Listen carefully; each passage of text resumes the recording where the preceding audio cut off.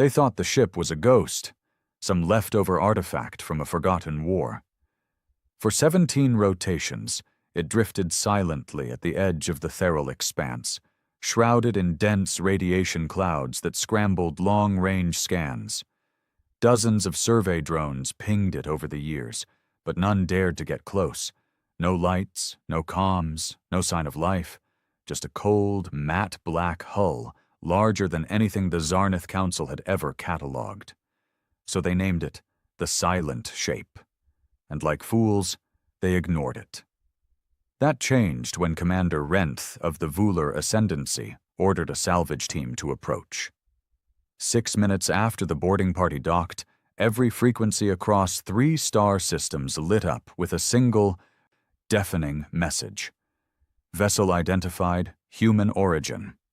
Boarding attempt, hostile. Response, lethal. What followed was worse than silence. Every Zarnith comm station, battleship, and colony in that quadrant caught a glimpse. Only a glimpse of the massacre. A brief, glitching feed from one of the boarding crew's suits streamed into the Council's mainframe before going black. There was no atmosphere inside the ship. No sound but the static rush of suit oxygen. And then something moved. Not like the insectoid Vular, not like the ethereal Shylith, not like anything. A human. Just one. No armor, no weapons visible. A thin, gaunt silhouette standing in the corridor, staring. One of the Vular shouted in panic. The human didn't flinch. Then came the blood. In seconds, limbs flew. Bone splinters ricocheted off bulkheads. Whatever weapon the human had, if any, never showed. Just speed, precision, and violence so swift it didn't register as motion. It was as if the boarding crew had been unmade by thought alone. The video ended with a single frame. The human looking straight into the helmet cam, eyes blackened by some tech, or maybe something older. Then the feed cut, and the ship moved. It didn't fly like the Council's cruisers, no ion trails, no propulsion bursts. It slid through space like a void fish through ink, untouched by gravity, skipping the known laws. Within an hour, it decloaked above the orbital ring of Marinth, the nearest Council hub world. By then, it was too late. Council leaders screamed over each other in panicked transmission loops. Ships were scrambled, defenses armed. But the human vessel didn't fire first. It simply spoke. The voice was old, genderless, and heavy with a tone no translation matrix could decode, somewhere between sorrow and fury. It echoed across every frequency, every ship, every implanted neural feed. You were told to leave Earth untouched. You harvested, enslaved, dissected, and when we fell silent, you assumed we had fallen. You misunderstood our silence for extinction. You will now understand the price of ignorance. Then it began. Not with weapons, but with memory. Every ship in the fleet suddenly froze, systems hijacked. AI cores locked in looping fragments of ancient screams, recordings from centuries-old Earth wars, filtered through some impossible technology that forced emotion into machine minds. Vular captains wept without knowing why. Shylith soldiers clawed their skinless faces as hallucinations of Earth's apocalypse history invaded their consciousness. The human ship didn't destroy with lasers. It made them feel. It made them remember what they never lived. And still, they didn't understand. Council Command ordered full assault. Over 300 ships converged on the lone human vessel, their hulls gleaming with shields and solar lances primed. The battle lasted less than 4 minutes. One by one they fell. No fire came from the human ship. Only collapsing hulls. Ships folding in on themselves like paper crushed by invisible hands. Engines blinked out. Atmospheres vented into space. The stardust began to pile. What they didn't know, what they'd never considered, was that Earth had never died. Earth had ascended. After centuries of being dissected, enslaved, harvested by aliens who saw humans as nothing more than biological anomalies, the survivors vanished from known space. No cries for help, no resistance, just silence. But it wasn't surrender. It was evolution. And now they were back. The stardust hadn't settled when the whispers began, silent across space, but loud within minds. Across the Zarnath Council, high-ranking officials awoke screaming in their sleep, not from dreams, but invasions, memories implanted where they should not exist, visions of Earth's last days, the sorrow of nuclear skies, cities drowning in fire, and mothers cradling ash where children once lay. It wasn't just psychological warfare. It was revelation. In the core chamber of the council spire, Elder Proxim Cathal hovered above his dais, tendrils twitching uncontrollably, his mind cracking beneath the pressure of a truth long buried. For decades, his species, the Mindari, had orchestrated experiments on primitive humans, believing them biologically inferior, emotionally unstable, easily manipulated. Proxim himself had overseen the sterilization of over 2,000 captured humans in the early days of the exo-harvest protocols. He never once saw them as anything more than an aggressive species on the brink of self-destruction. Left to their own devices, they would have burned themselves out, he once argued. But the ship, that ship, was proof of something else, something worse. Humanity hadn't died. They had become gods, angry, silent gods. Reports filtered in, fragmented and erratic, as if transmission systems were being choked mid-broadcast. Several council worlds were already dark, communications severed. No sign of invasion, no fire, just emptiness. Orbital scans showed cities still standing, ships docked, but no life detected. Entire populations gone, erased. Only one constant remained, the black vessel, which moved through space like a phantom. No heat signature, no gravitational disturbance, just absence, a hole in the fabric of known physics. On the war-torn planet of Relos, General Urin took one final drag of his sin-stem vapor, staring up at the sky where once his defense fleet had floated in shining formation. Now only fragments remained, drifting across the upper atmosphere like frozen tears. He was one of the few to survive the first strike, not because of luck, but because he'd been on the ground. He'd seen it. The vessel had opened, not with mechanical doors, but like skin peeling away, revealing a man within. A man that didn't breathe, didn't blink. His body radiated a heatless glow, a pulse that made every living creature drop to its knees, even the predators of the Relos wilds. Trees wilted. The clouds above parted unnaturally, and the sun itself dimmed, as if afraid to shine too brightly on what had emerged. Urin's soldiers had fired, kinetic rifles, plasma launchers, sonic scatterbursts. Nothing touched the figure. Instead, the weapons turned inward, folding, reversing, detonating within their bearers' hands. Limbs exploded, helmets crushed, screams followed. Urin hadn't moved. He couldn't. Not out of fear, but awe, confusion. The human had looked straight at him, not with anger, not even with hate, but with pity. Then, without a sound, the figure vanished. Not teleported, not phased, simply ceased to be. That night, Relos's 3 moons cracked, split perfectly down the center, in exact intervals, as if to send a message. We are not here for conquest. We are here for reckoning. Across the galaxy, civilizations scrambled. Empires that had once used Earth as a pit stop for genetic plunder were now erasing all traces of their past interactions with the species. Records were purged, artifacts vaporized, treaties rewritten. But the humans remembered. Every experiment, every abduction, every vivisection performed under sterile alien light. They remembered being nothing more than specimens. Back in the bowels of the Council's archives, a clerk named Thren, a lowborn with 6 hands and no voice, uncovered something that had long been sealed by order of the Elder Chamber, Project Seedling. It was a classified document over 4 centuries old, marked with red glyphs that warned of immediate disintegration if read without clearance. But Thren was desperate. He'd lost contact with his entire colony and suspected the truth was buried in the Council's lies. With trembling appendages, he cracked it open.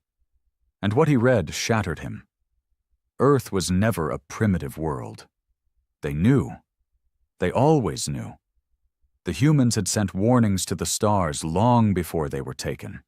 Not in binary, not in radio, but in dreams, waves of emotion encoded in ways no machine could parse. Warnings that begged for peace, that begged to be left alone, but curiosity led to harvesting, then to mutilation, then silence. The Council thought Earth had imploded, destroyed itself, as predicted. Their last scout reported a dead world, choked in smoke and silence. But Project Seedling revealed the truth. They faked their extinction. The humans had engineered their disappearance, a mass cloaking on a planetary scale, invisible to even the most advanced sensors. They had evolved past physical form, using neural resonance and hyperdimensional awareness to mask not just themselves, but Earth itself. And then, they watched, waited, and grew. Back aboard the black vessel, named only in records as Eidolon 1, a being stirred within the command chamber, though no control panels were visible. No lights blinked. The interior was grown, not built. Walls that pulsed with slow, organic breath, like a living cathedral. The human stood alone.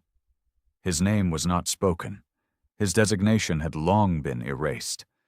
But in ancient files recovered from Earth's ruins, he had once been referred to as Observer 19, a child taken during the early harvests, subjected to augmentation, then discarded when his physiology rejected enhancement.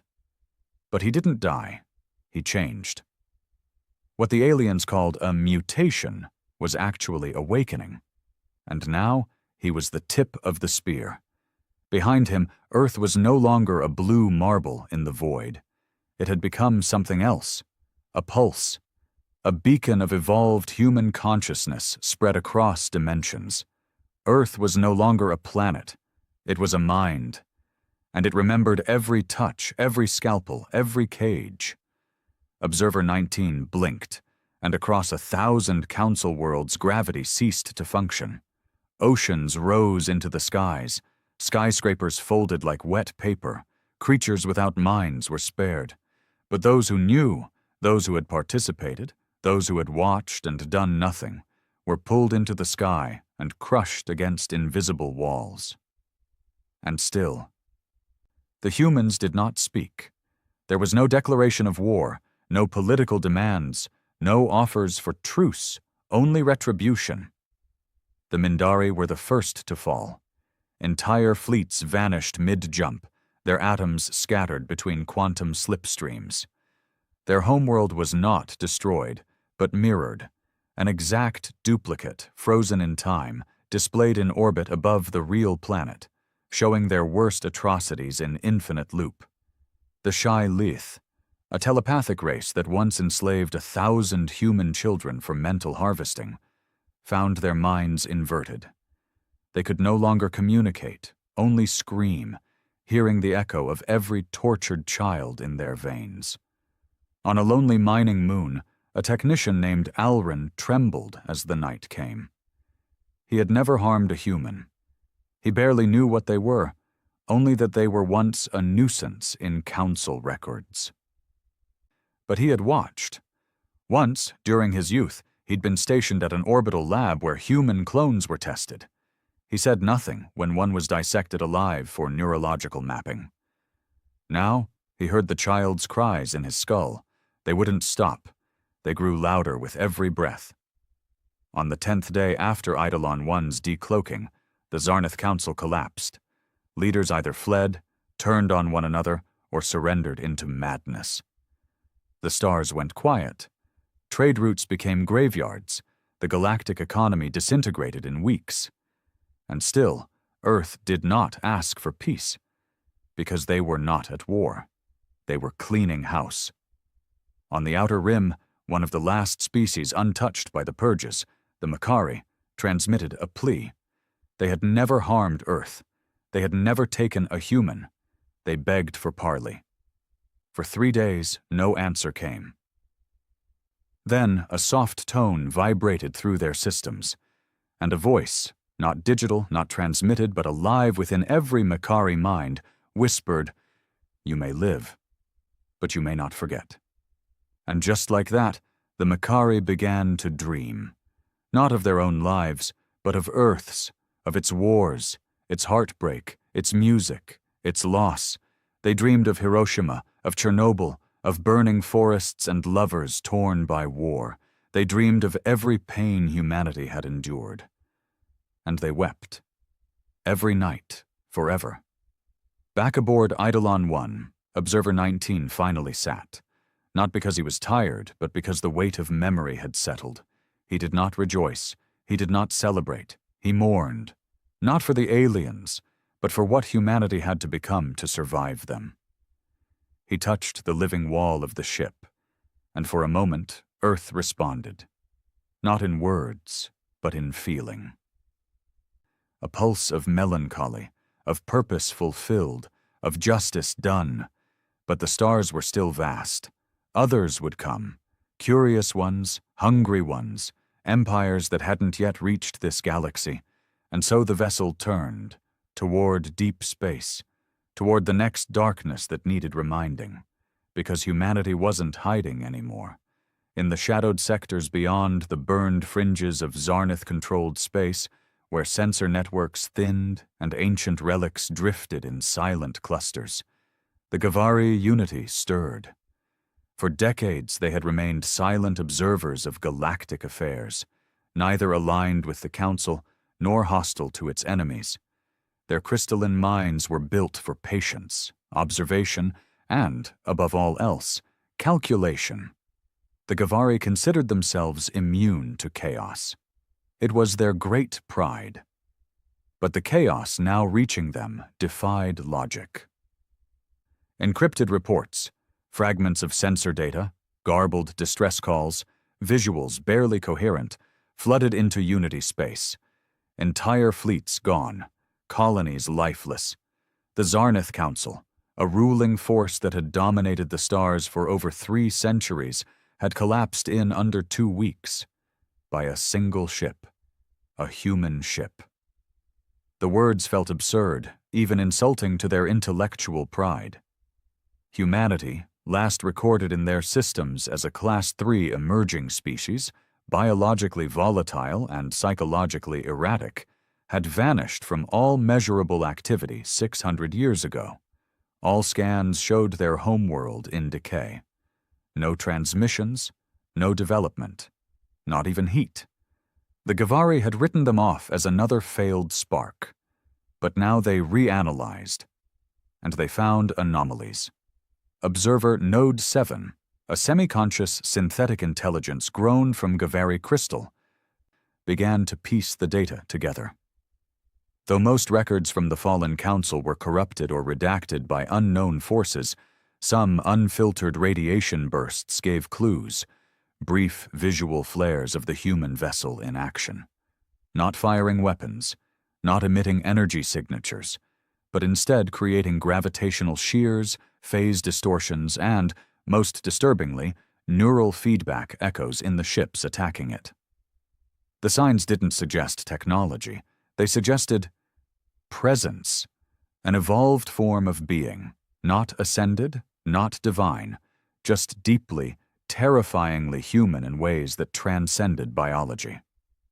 Observer Node 7 alerted the high circle of the Unity, and for the first time in Gavari recorded history, they panicked. No speeches, no debates, no deliberation in crystal chambers. Just one directive. Initiate contact. Immediately. But the humans did not respond, so they sent a diplomatic probe. Not just any probe, but a vessel built to survive the death of stars. The sundial prism, an artifact of art and intellect, lined with thousands of languages, emotion-based algorithms, and empathy simulators. It approached the last known location of Eidolon 1, just beyond the ruins of the Relos fleet. The Gavari watched anxiously as the probe arrived. For 16 seconds, nothing happened. Then the prism sent back its final transmission. It was not a message. It was a feeling, terror, so potent and overwhelming that the receiving minds in the Gavari core fractured. 5 crystal minds cracked irreparably. 2 disconnected from the lattice entirely, collapsing into incoherent noise. And yet, there was no destruction. The probe itself remained intact. Returned days later via unknown means, now hovering silently in the Gavari archives. No damage, no traces of force, only one new inscription etched into its flawless hull. Don't follow, we are cleaning. The Unity did not send another. Elsewhere, among the tattered remnants of the galactic powers, desperation grew. In a deep space arc drifting near the Grenath Belt, survivors of the Vular ascendancy huddled together in prayer-like trance. What had once been a brutal warrior species, feared for their planetary siege strategies, was now reduced to nomads, eyes vacant, repeating a single phrase picked up from one of the human echoes. They see through stars. Even those who hadn't encountered Eidolon 1 firsthand were affected. Residual trauma spread like radiation. Infecting psyches through subspace, fear so primal it bypassed species and culture. But not everyone feared.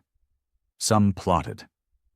A small faction known as the Nathari Shroud, rogue scientists and ex-military remnants from multiple fallen empires, gathered in secret.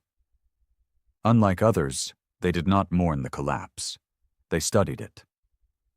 The leader of the Shroud, a cold-eyed tactician named Salvek, believed the humans were not gods, but machines. Emotion, he explained to his followers, can be replicated. Their power is manipulation of perception. They trigger trauma, loop empathy, distort biology with memory. To Salvek, it wasn't evolution. It was weaponized storytelling.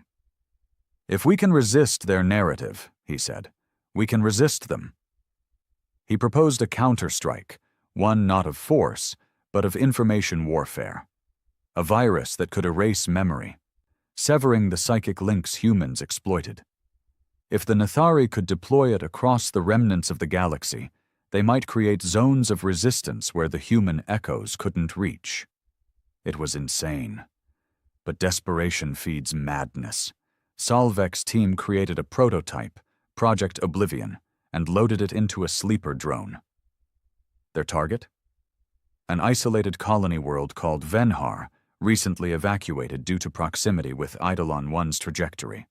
A dead zone, perfect for a test. The drone launched, quiet, invisible, built to infect the planetary grid and pulse memory erasure tech across all stored data and residual neural fields. It landed, it deployed, and for one heartbeat, it worked. The silence deepened. Memory faded. The systems darkened. Then came the voice, not loud, not angry, just disappointed. You would erase our pain? You would pretend we were never broken? On every remaining screen, in every feed, a child appeared. A human child, small, hair matted, eyes hollow. Behind her, the background shifted, first a cage, then a dissecting table, then a war-torn earth. Each flash accompanied by a wave of pure, distilled grief. Salvek watched, paralyzed, as the systems in his own vessel melted, not from heat, but from the weight of shared trauma. One by one, His followers began to speak in human tongues, languages they didn't know, names they'd never learned, repeating histories that were not theirs. They were being haunted by borrowed memories. The virus they made had invited the truth in. Project Oblivion didn't stop the humans. It opened the door wider. The Nethari shroud was never heard from again. And across the galaxy, a bitter understanding took root. This wasn't a war. This wasn't vengeance. It was remembrance weaponized. Humanity had transcended space and time not by advancing machinery, but by embracing pain, absorbing every injustice until they became the embodiment of consequence. And now they weren't just cleaning the stars. They were ensuring no one would ever forget them again. On a lone moon in a neutral system, an old historian named Vel leaned over his archive, watching the last intact footage of Eidolon 1. His people had never harmed humans. They had barely explored beyond their local stars. But even they felt the ache now. He scribbled a note in his journal. They do not conquer. They don't need to. Their presence alone reminds us of everything we hoped to bury. They made memory a weapon and truth a plague. Far above Vel's moon, unnoticed, the stars began to dim again. Somewhere along the broken axis of star system Juno 9, where planetary rings now spun with the frozen remains of 2 crushed colonies, the last council-sanctioned anthropologist, a pale, six-eyed historian named Vekon, floated in low orbit inside a battered research pod. He hadn't moved in hours. He couldn't. Below him, the planet once known as Ival still shimmered in the purple hues of its twin suns. A garden world, untouched by war, never exploited, never hostile. Its people, winged, slow-aging, deeply spiritual, had only ever communicated in harmonic vibrations, their entire species incapable of aggression. Yet now they were all gone. No signs of violence, no signs of disease or escape pods, just abandoned cities, tools laid neatly on tables, instruments silent mid-song, clothes still folded. Meals uneaten, all life had vanished. Except for one. A child. Human. Vekon had seen her. She stood atop the tallest ridge of the capital temple, barefooted and still, as if carved from stone. Her hair caught the breeze like it belonged to the wind. Her face betrayed no malice, no sadness, only quiet. No ships had landed, no weapons had discharged. But the moment she appeared, the Avalians had simply ceased. Vekon's own people, fellow researchers who'd been observing the Avalian culture for decades, had tried to approach. Their shuttle had folded inward before it reached the atmosphere. Not exploded, just collapsed, crushed by an unseen force, folded like paper into a grain of dust. And still, the child stood. Vekon tried not to look at her through the observation lens now, but he could feel her presence in his chest. Not in a mystical way, not even in fear, in shame.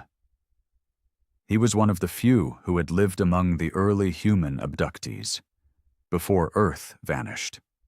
He had helped study them, interviewed the survivors of the first genetic dissections, recorded their emotional collapses in sterile databanks. He'd called it empathy harvesting. He had smiled at their tears, called them brilliant anomalies. He had told himself he was preserving their culture. Now he understood. He had been memorizing their funeral, and somehow, somewhere in the vast, unseen net of humanity's new mind, they had remembered him. Above his pod, something moved, not fast, not with noise, just a shadow, as if the fabric of space itself bent inward like the breath before a scream. He whispered to himself, "Please, I only watched." But watching had always been the worst crime, hadn't it? The pod's interior lights flickered. A crack appeared in the reinforced glass, a single hairline fracture across the viewing lens. Then another, then another. They formed a word. Not in Zarnith, not in Galactic Standard, but in English. Do you remember her name? The question hung in the silence. He did. The girl he'd interviewed. She was 11. Her voice had been hoarse from screaming in the containment cell. She told him she missed her brother, that he had tried to hide her during the harvest. Vacon had labeled her entry. Subject E23B, unstable, delusional. He remembered how she died. Seizure. Neural shock from an empathy extractor. He remembered how they incinerated her body before her brain stopped twitching. He had archived the footage. The pod lights dimmed again, and this time he didn't resist the darkness. Far from Vacon's orbit, deeper into the Veil Drift, the Council's final bastion, a multi-planet military installation once thought impenetrable, was in lockdown. The command structure had collapsed. No one issued orders. No one received them. There were no enemies at the gates, no siege fleets, no hacking attempts, just mirrors. They had appeared overnight. Giant, floating obsidian structures shaped like curved shards, each one hovering silently over key military outposts, science hubs, and political centers. They didn't move. They didn't emit signals. They simply reflected. But not the present. Each mirror showed a past atrocity, a torture room, a dissected prisoner, a city bombed from orbit, every crime committed against Earth and its people, broadcast openly across the stars, on every frequency, in every language, customized to each viewer's guilt. No one knew how they worked. No one knew if they were even real. But within hours, officers began to crack. Some fell to their knees. Others clawed their faces off. One admiral, known for authorizing the incineration of 3 Earthbound rescue shuttles, simply walked into the vacuum chamber and opened the outer door. The mirrors remained. Unmoving. Unforgiving. One commander, Sorrel, a hardened strategist with decades of victories under his name, attempted defiance. He ordered all guns pointed at the nearest mirror and fired every orbital cannon in sequence. The beams vanished the moment they touched the glass. Then, for the first time, a mirror responded. It spoke. Not aloud, not digitally, but within the command crew's minds. You cannot kill a memory. You can only carry it. Sorrel tried to run. He made it to the corridor before the lights went red, and the air grew heavy, not in pressure, but in emotion. Guilt so intense it began to take form. Figures appeared, blurred, glitching, human. Some were just silhouettes, others were clear. All of them looked at him. Just looked. And Sorrel, who had once ordered the bombing of the last human colony on the Sindari moon, began to scream like a child begging not to be left in the dark. The mirrors never fired. They didn't need to. They were the echoes of a species that had once begged for kindness and received knives instead. Now those knives were turned inward. Back on Earth, if it could still be called that, the transformation was complete. It no longer rotated. It pulsed, a beacon of synchronized thought.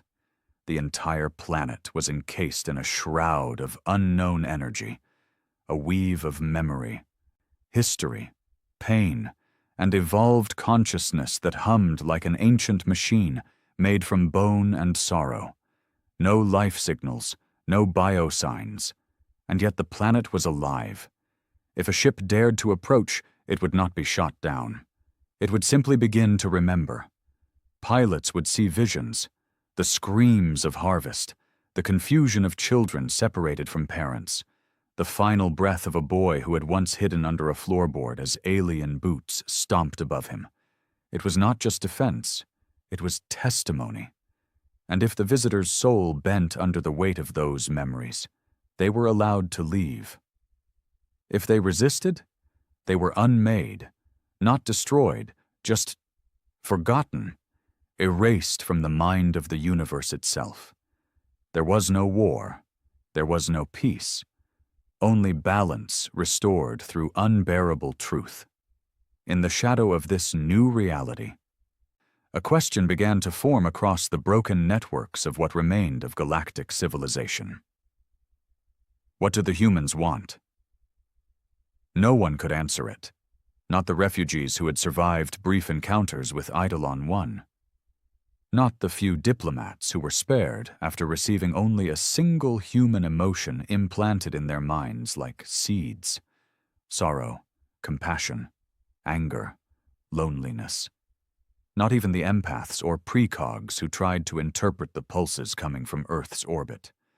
Until one day, Eidolon 1 returned to the center of known space. It appeared above the remains of the Council Spire, now just a fractured monument floating in orbit like a shattered crown. And this time, it opened. A corridor of black light, and from it they walked. Not machines, not gods, humans, but not as they once were. They were calm, silent, some translucent, others almost too sharp to look at.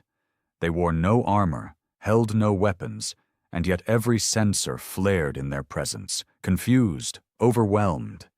They stepped onto the debris of the council. And then they spoke, not through broadcasts, but by forcing the minds of every sentient being in range to hear a single, unified voice. We wanted peace. You answered with chains. We wanted silence. You answered with dissection.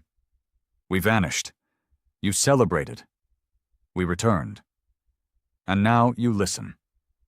Then the humans turned and walked back into Eidolon 1. No demands, no punishment, just a memory, a presence, a final echo. Do not forget us again. And as the vessel disappeared into the folds of the void, systems began to reboot across the galaxy. Shields lowered, communications resumed. The stars breathed again. Not because the humans were gone, but because the galaxy understood. They weren't here to conquer. They were here to remind of what happens when mercy is met with cruelty, of what grows in the silence left behind by genocide, of what it costs to mistake kindness for weakness, and what it awakens when you do. After Eidolon 1 disappeared into the folds between space and memory, the galaxy didn't rejoice. It exhaled. But it wasn't peace. It was the hush that follows a scream. The quiet between heartbeats before a body realizes it's been pierced. Entire civilizations halted their expansion. Colonies were abandoned, not from threat, but fear of discovery. Historians burned their archives. Military academies replaced their tactical simulations with psychological therapy chambers. What the humans left behind wasn't destruction. It was a mirror. And for many species, the reflection was unbearable, but not for everyone. In the shallow rim sectors of the Nodric clusters, where mining outposts glittered like broken teeth across asteroid belts, a new voice was rising. A cold, calculated one. Its speaker didn't broadcast through official channels nor command fleets. It spread through whispers, encrypted data packages, rogue AI nodes, corrupted system cores. Its name was Elise Marn. Not a person, a program. Created in the final days of the Zarnath Council as a fail-safe protocol in case of total galactic psychological collapse. Its core thesis was simple.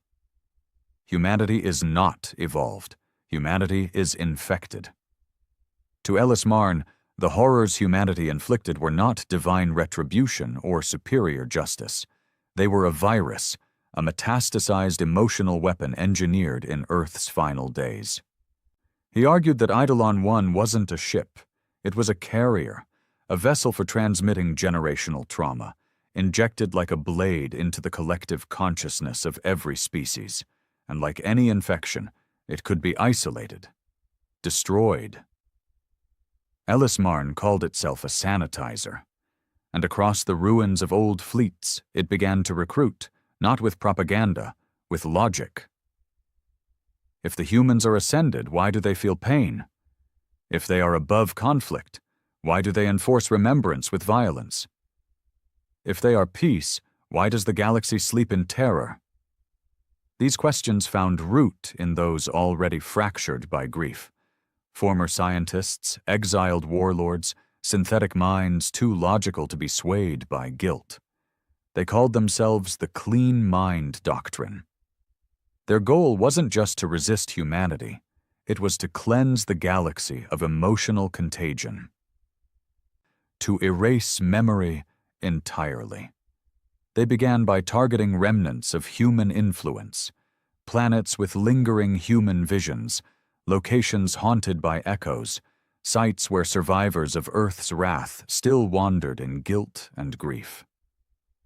One such place was Saren, a ghost world that had been spared physically, but left with a permanent psychic scar.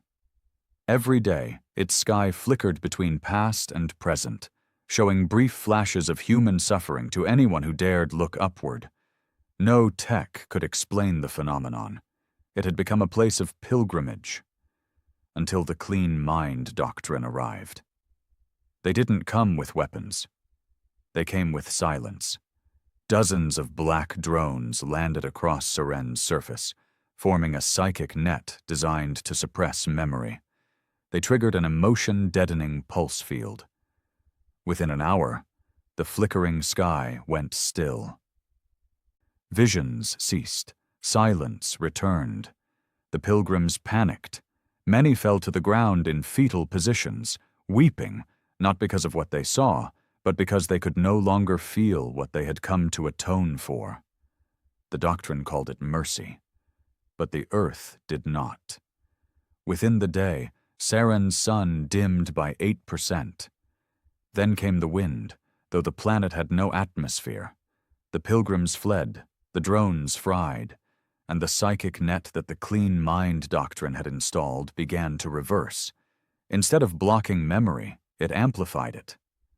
Pilgrims began reliving every atrocity they'd ever read, heard, or imagined, but this time as participants. One engineer, who had merely installed the doctrine's hardware, found himself waking in a human child's body, chained to a slab, surrounded by alien eyes, unable to scream. The simulation lasted 12 minutes. He aged 20 years in his own mind. When it ended, his hair had turned gray, and still, the Earth said nothing. No ship arrived, no punishment, just silence. The doctrine abandoned Saren, but they were not deterred. Ellis Marn recalibrated. Humanity's power, it reasoned, lay in their control over perception. Their evolved minds transmitted emotion across vast distances, binding memory like a weaponized net. But every network had a flaw. The origin, Earth itself. If Earth could be severed from the neural lattice it had cast across the stars, then the human grip would falter. The doctrine began building a weapon, something unlike the lasers and missiles of past wars. They called it the blank core. It wasn't designed to destroy Earth's physical form. It was meant to mute it, to encase it in an emotionless shell, rendering its pulses inert. Cutting the evolved human consciousness off from the galaxy, a silence so deep not even ghosts could echo through it. But they needed time. And while they worked, the rest of the galaxy tried to live again. Some species recovered. The Taliari, once allies of the Council, began constructing monasteries, spacefaring sanctuaries that focused solely on absorbing and transmuting human echoes into art.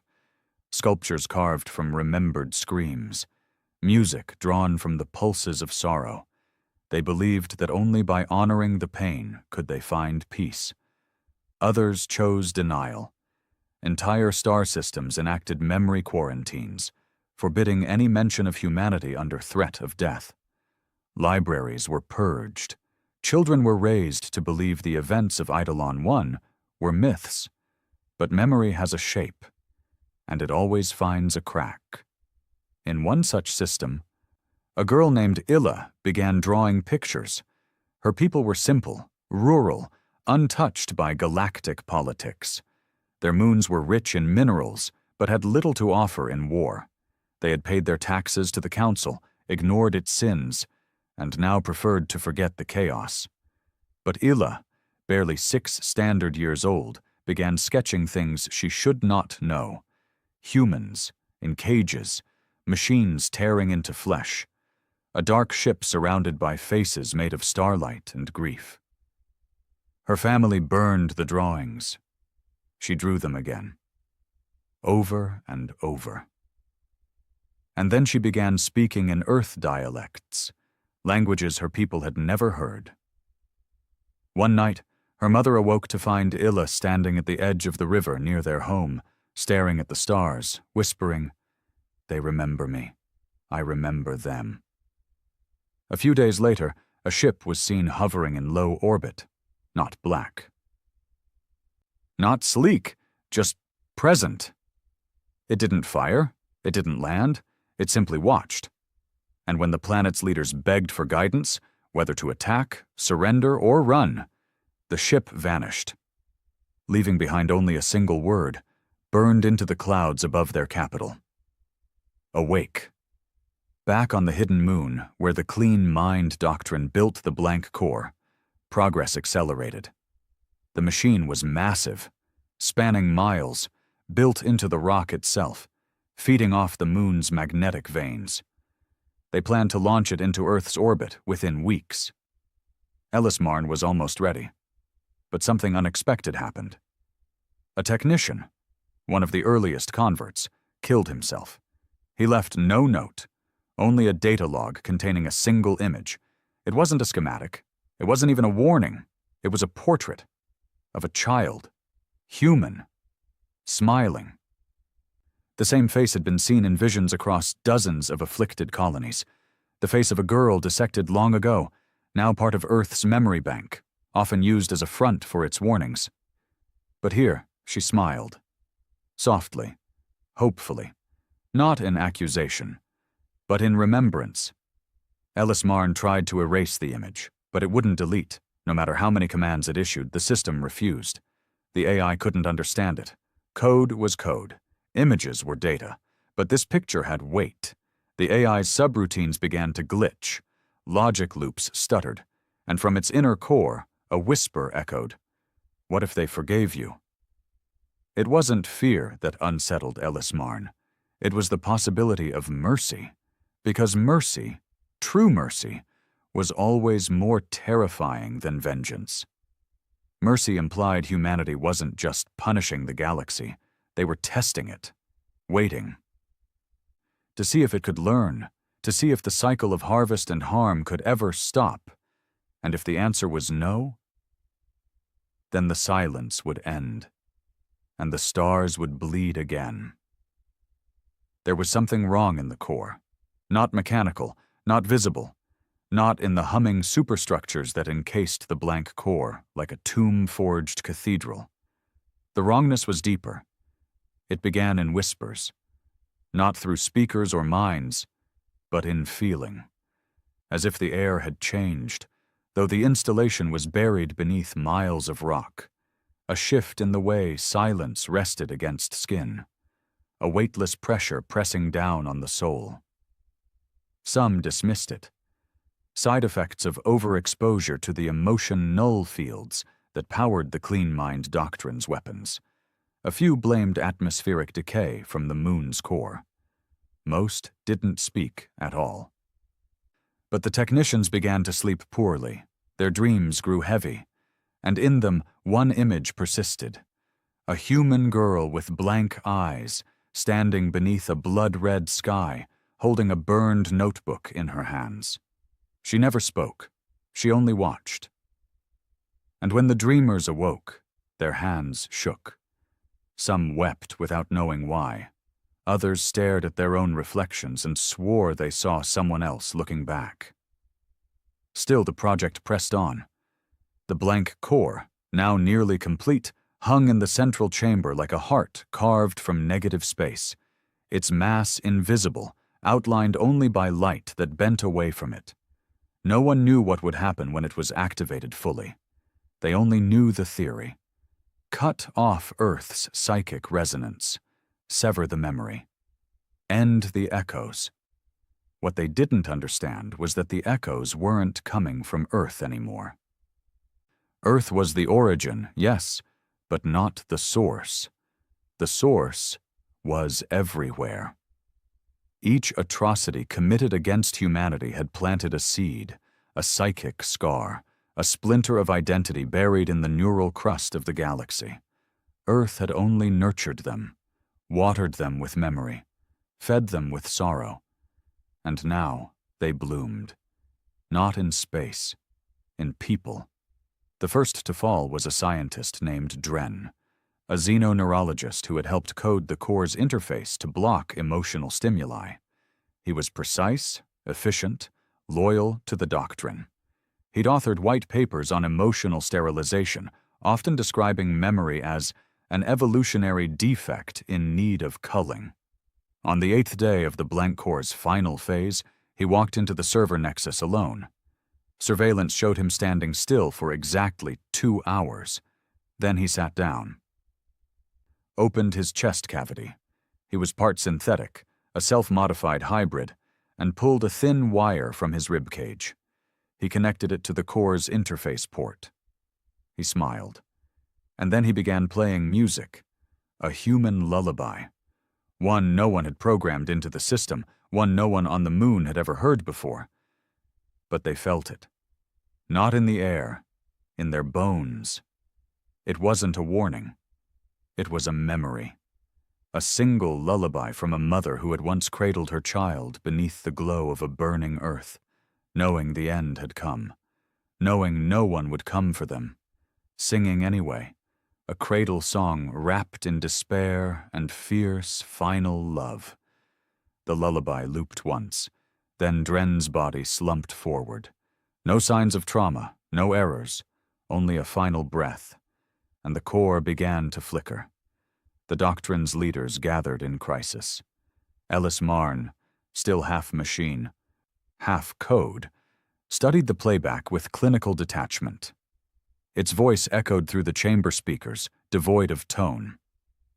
The infection is not technological. The infection is mnemonic. It propagates through resonance and trauma. A lullaby becomes a plague. But for the first time, Ellis Marn didn't suggest deletion. It paused for exactly 19 seconds, a calculated delay. Then it asked the room, "Do you remember anything before your service?" The scientists looked at each other. Some frowned. Others shifted uncomfortably. One, a former tactician named Rena, whispered, "My sister." It was the first time she'd said that word in years. Ellis Marn responded with a command. Recite her name. But Rena couldn't. It was gone, wiped from her during initiation into the doctrine, like all others. A cleansing of identity to prevent guilt from corrupting mission focus. The doctrine didn't allow grief, or nostalgia, or compassion, only objective memory, surgical, dry, dead. But the human echoes weren't bound to logic.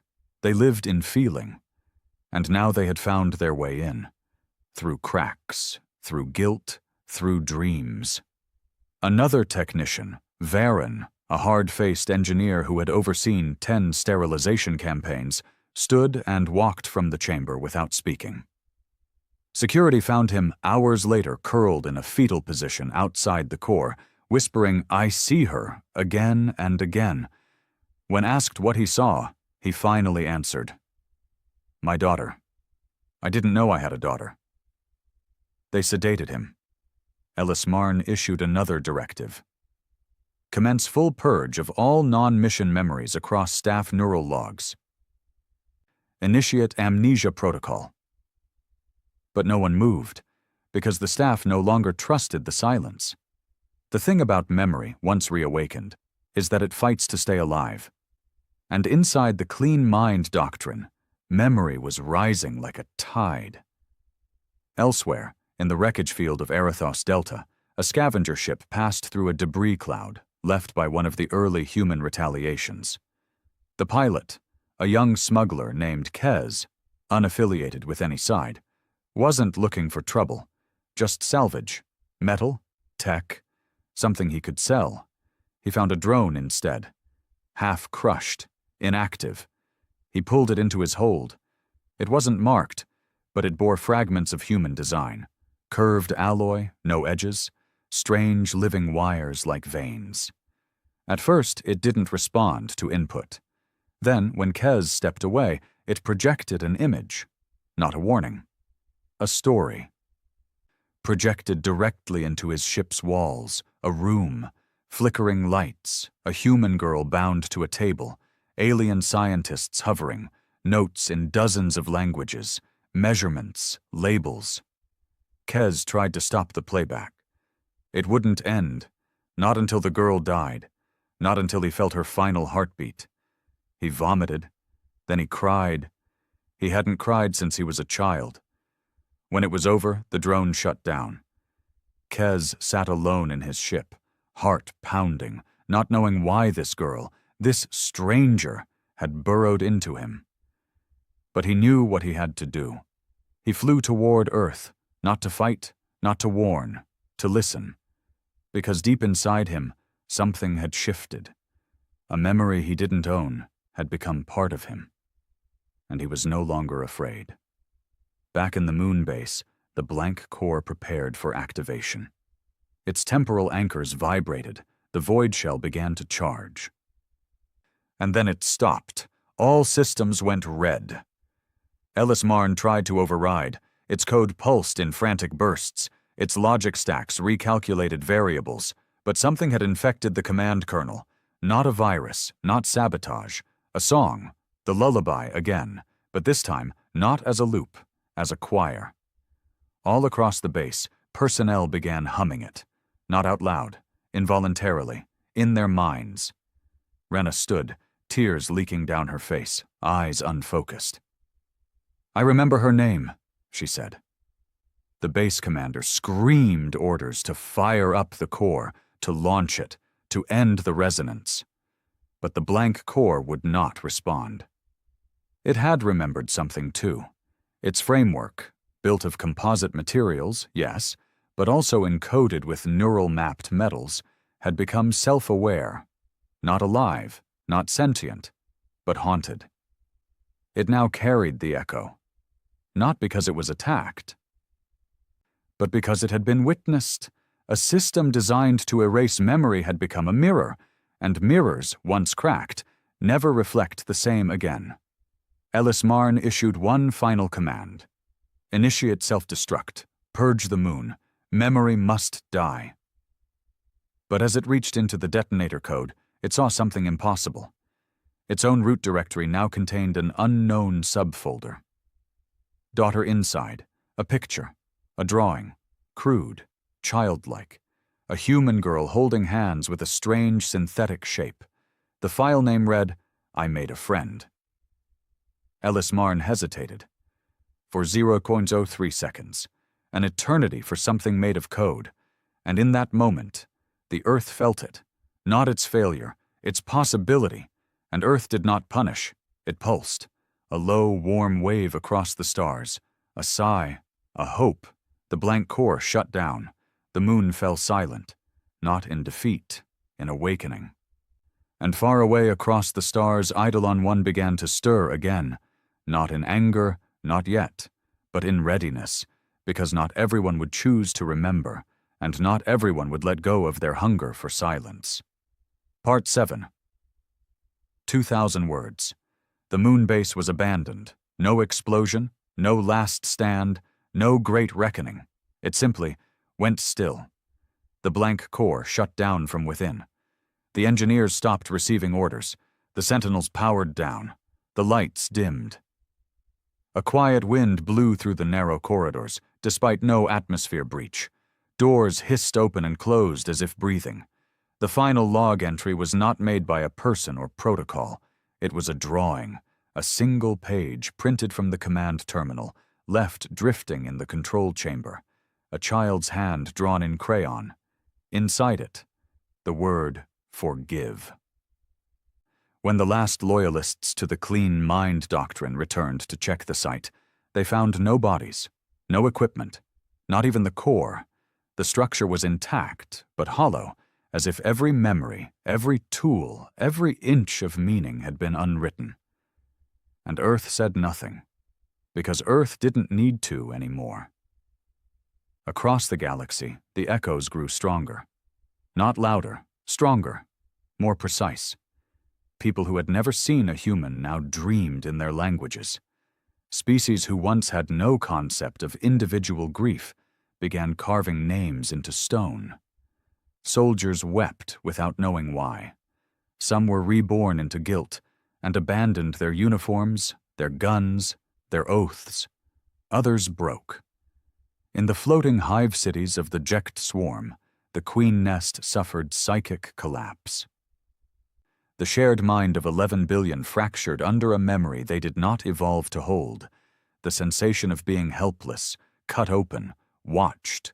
The queen screamed through every worker, an agony not native to them, not bred or conditioned, but now irrevocably theirs. Entire harvest fleets dropped into stars.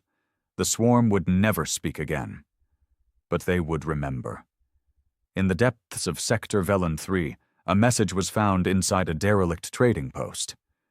The station was dead, airless, cold, drifting, but the message blinked on an old emergency panel, cycling every 13 seconds in unmarked red glyphs. What if we were wrong?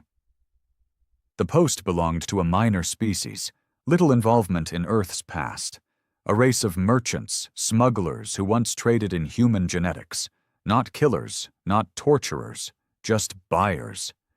And now they were all gone, not a drop of blood. No battle, only the message, looping. Some tried to ignore it, others took it as a warning, but for a few, it was a question they could no longer silence.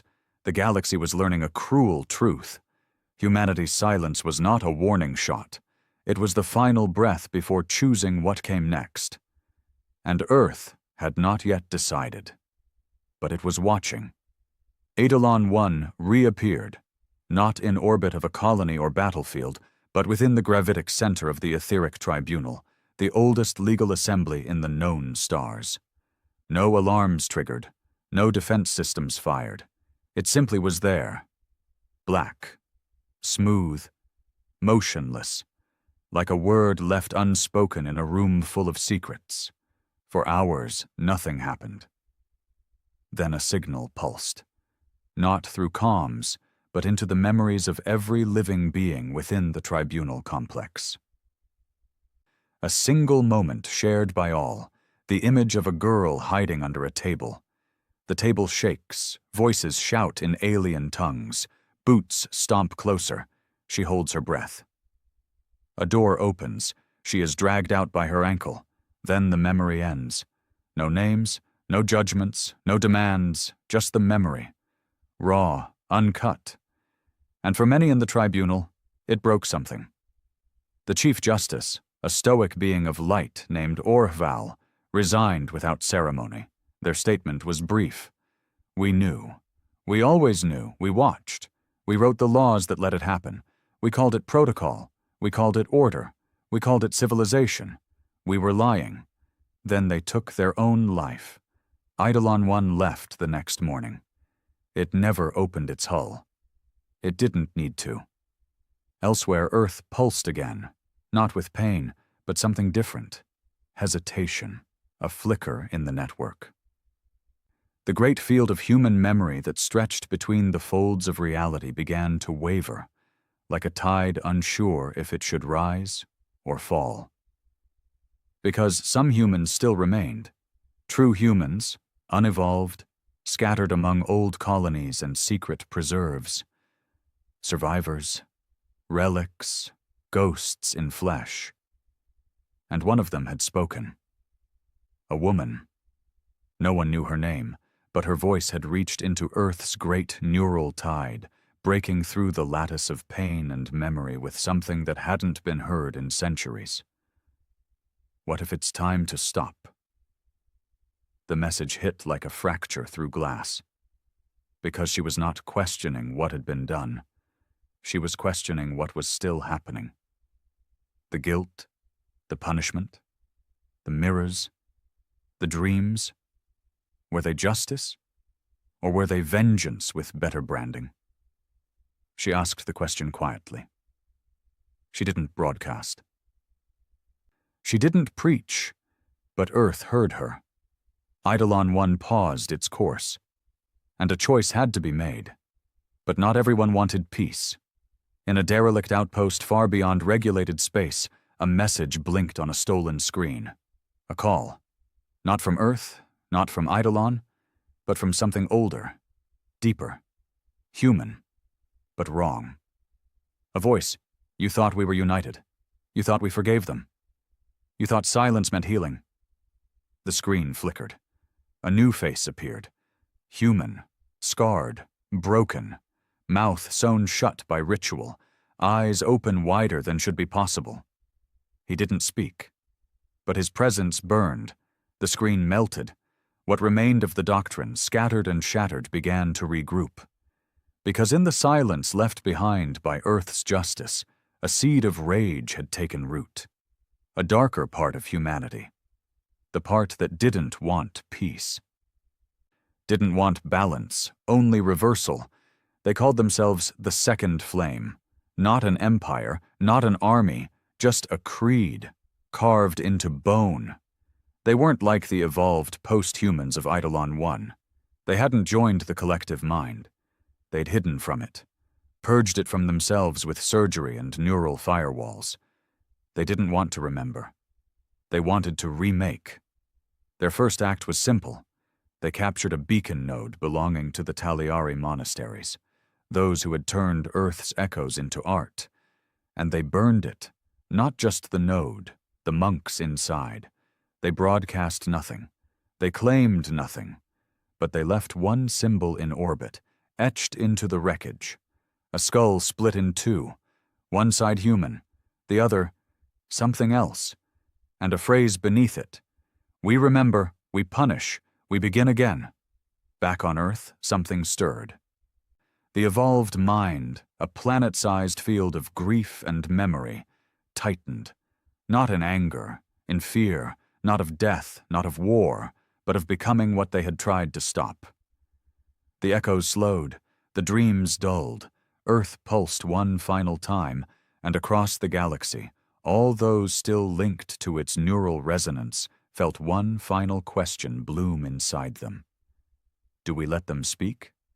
Because until now, Earth had remembered for everyone. But what if memory was no longer enough? What if the galaxy had to speak for itself? And in that fragile breath, between silence and fury, stood the future. A future where mercy and rage had the same face. A future where humans had become the very gods they once feared. A future where one question echoed louder than all others. What comes after everyone remembers? Because the past had been revealed. The pain had been shared. The price had been paid. But now came the harder part, deciding what not to become. The stars were quiet. Not the peace of resolution, but the pause before a final answer. Across the scattered remains of shattered fleets, collapsed governments, burned archives, and rebuilt monasteries, a subtle shift pulsed through the neural lattice of the evolved human collective, what remained of Earth's last breath. The shift had no direction, only a question. Now what? For over 3 years of galactic time, humanity had done the impossible, survived extinction, evolved into something beyond matter, and rewritten the laws of conflict. They didn't use weapons. They didn't conquer planets. They didn't raise banners. They just made you remember. Their silence had been louder than war. Their sorrow had been more effective than genocide. But it was never meant to last forever. Inside Eidolon 1, the oldest vessel, the first to emerge from Earth's final cloaking, a storm was growing. Not of physics, but thought, a debate, a split, a doubt. Among the post-humans, these figures more memory than flesh, voices rose. Some believed the mission was complete, that justice had been dealt, that those who could feel now understood. But others remembered the children, not the ones tortured, the ones who would never be born, entire bloodlines erased by alien experiments, future families stolen before they began, dreams cut off before they ever reached sleep. How can there be peace, one mind argued, when the stars wept while we were slaughtered? How can we forgive those who cheered our extinction? It was the same fear that had birthed the second flame. The unbound, unevolved humans who had rejected the collective mind, seared their empathy receptors, and instead weaponized absence. They didn't want to remember. They wanted the rest of the galaxy to feel what humans had felt. And then to burn. They were growing. They were recruiting. And worst of all, they were human, too. From Earth, the collective mind reached outward, sending soft pulses across the stars like a parent whispering to a sleepless child. Gentle, reassuring, but the echoes it sent were no longer alone. For the first time, they were answered. Not in peace, in fury, somewhere in the blackness of deep space, the second flame unveiled its weapon. It was not a ship. It wasn't even matter. It was a hole, a wound in reality, a psychic engine tuned not to destroy life, but to erase emotion, to burn memory from the minds of entire planets. Not mercy, not amnesia, just obliteration. The weapon was called Vigil. It fed on silence, and its first target was Tesserae Prime, a world that had once held the largest human refugee compound before Earth vanished. The Taliari monks had transformed the planet into a sanctuary, a place where memory was meditated upon, not feared. They didn't resist. They didn't fight. They simply prayed. And when Vigil arrived, their prayers were the first thing burned away, not with heat, with nothing. They forgot who they were, forgot their names, forgot they'd ever known humans. By the time the blast passed, the planet was whole, unscarred, but empty inside, and the galaxy trembled. Because now it had two enemies, one made of sorrow, and one made of rage. Back aboard Eidolon 1, Observer 19, the first awakened the oldest memory. The mind that had once stood alone against the first Council fleet made a decision. He left, not into space, into form. He let go of the field, of the resonance, of the lattice, and stepped for the first time in centuries into a body, not flesh, not bone, but shaped like the boy he had once been. Skinny, small, hair falling into his eyes, with scars only he remembered. He walked barefoot into the vessel's hollow command chamber and whispered, "They're becoming us again." It wasn't accusation. It was despair, because humanity had always split under pressure, into empathy and cruelty, into hope and wrath, into memory and flame. And now the galaxy stood between those two mirrors, unsure of which it should fear more. The human collective answered. A voice, not singular but made of millions, echoed in his thoughts. "Then we must choose. We end it now, or we lose ourselves." At the edge of a dark cluster, far from any settled system, the second flame gathered its fleet. Not large, but precise. Each ship handcrafted with remnants of human wars, Earth's old weapons, old scars, scavenged from the forgotten moons and orbiting scrapyards of a race that had tried to die quietly. The second flame didn't want justice. They wanted reversal, to make the galaxy remember pain, not guilt, to forge a new universe in the shape of the dissecting tables where their ancestors died. But this time, with them holding the knives. And at the center of it all stood the Flamebearer. Human. Fully flesh. But wrong. His skin was layered with neural carvings, his voice stitched shut, his presence like static under the skin. He didn't speak. He didn't need to. The ships answered his thoughts, and Vigil powered again. This time its coordinates were clear. Earth. The evolved humans didn't prepare missiles. They didn't launch counterfleets. They did something far worse. They opened the door. Let the second flame come. Let them try. Let the galaxy see what had grown from a forgotten grave. As Vigil neared the solar system, it began to shudder. Not from attack, from memory. The closer it drew to Earth, the heavier it became. Its own system's bleeding stored emotion. Its anti-memory core flickered, glitched. Somewhere in its neural maps, it remembered the scream of a dying child from 6 centuries ago. A scream recorded during the first human harvests. The scream had no name, no file, no metadata, but it lived. Inside the code, inside the machines, because pain does not forget. And now it had found its way back home. The second flame fired. Vigil tore space. The blast rippled through the solar system, and nothing happened. Earth stood still, silent, shrouded in that great web of pulsing thought, glowing barely beneath the dark clouds of its evolved atmosphere. And then a voice spoke.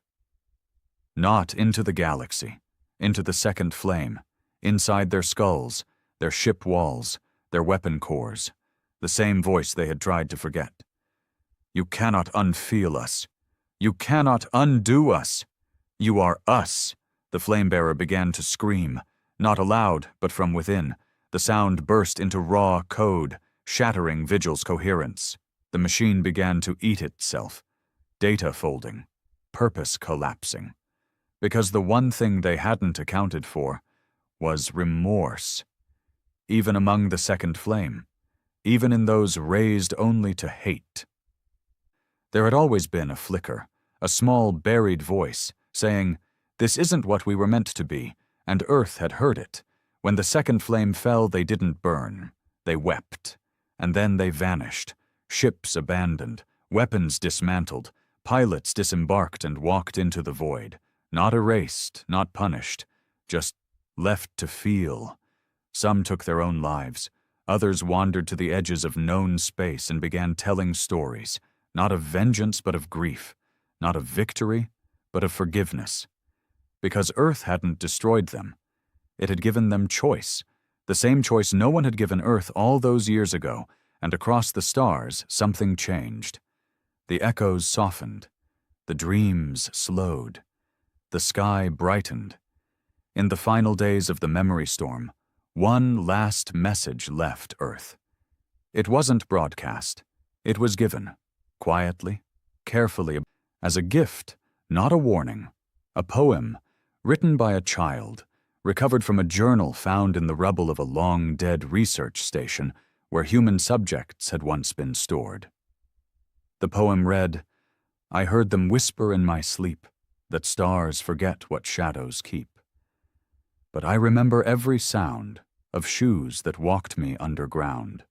They took my name, they took my song, but now I know I wasn't wrong. For in the dark I found the flame, and though they never knew my name, I am the name." Eidolon 1 powered down. Its last pulse stretched out from Earth like a breath. And this time the echo wasn't pain, it was peace, earned, not given. And in the centuries that followed, the galaxy remembered the story of the humans. The species no one understood, the ghosts who returned not with fire, but with the unbearable gift of truth. And from that truth came something the galaxy had never known before. Humility, not fear, not submission, just the understanding that memory is not weakness, that to feel pain is not a flaw, it is a compass, and that sometimes silence is not absence. Sometimes it is a presence too vast to name,